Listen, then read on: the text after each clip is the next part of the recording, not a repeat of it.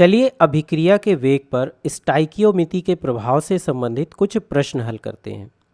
तो हमारा पहला प्रश्न है, निम्नलिखित अभिक्रिया 4 लीटर के एक पात्र में कराई जाती है।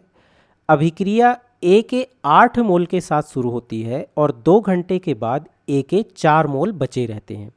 ज्ञात कीजिए कि बी के निर्माण की दर क्या है।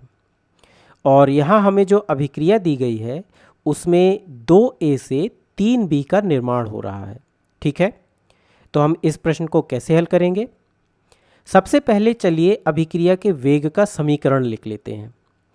तो आप देख सकते हैं कि अभिक्रिया का वेग बराबर है ऋण 1/2 गुणा dA/dt बराबर 1/3 गुणा dB/dt।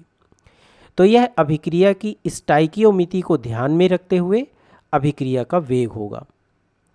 अब हम इसे सरल करके लिख सकते हैं। अभिक्रिया का वेग बराबर 1/2 गुणा RA बराबर 1/3 गुणा RB, जहाँ RA A में ह्रास होने की दर है, जिसका मतलब RA बराबर है ऋण dA/dt, और RB B के निर्माण या B में वृद्धि होने की दर है, जो कि dB/dt है। ठीक है, तो यह अभिक्रिया के वेग का समीकरण है।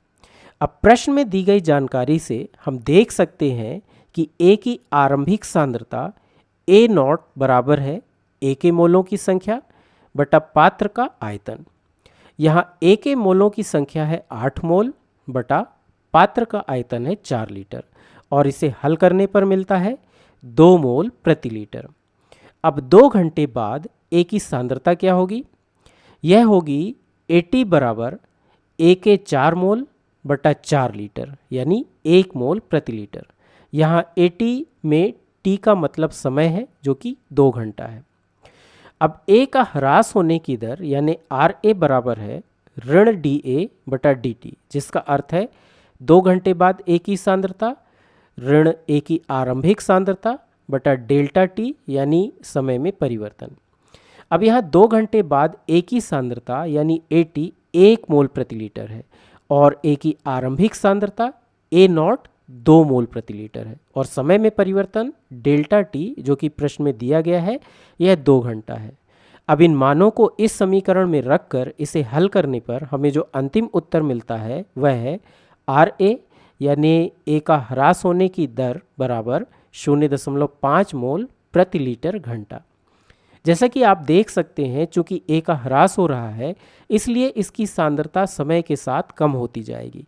इसका अर्थ है कि AT यानी कुछ समय बाद A की सांद्रता हमेशा A की प्रारंभिक सांद्रता से कम होगी, और यही कारण है कि हमने यहाँ ऋण का चिन्ह लगाया है ताकि अभिक्रिया के वेग का अंतिम मान धनात्मक मिले। इस प्रकार हमें A का ह्रास होने की दर ज्ञात हो गई है, और अब इस मान का उपयोग हम B के निर्माण की दर ज्ञात करने के लिए कर सकते हैं। लेकिन हम यह कैसे करेंगे? चलिए देखते हैं। तो यह अभिक्रिया के वेग का समीकरण है, यानी अभिक्रिया का वेग बराबर है 1/2 गुणा RA बराबर 1/3 गुणा RB, और इस समीकरण से हमें RB बराबर 3/2 गुणा RA मिलता है। अब इस समीकरण में RA का मान रखने पर, जिसे हमने अभी ज्ञात किया था, हमें RB का अंतिम मान मिलता है 0.75 मोल प्रति लीटर घंटा।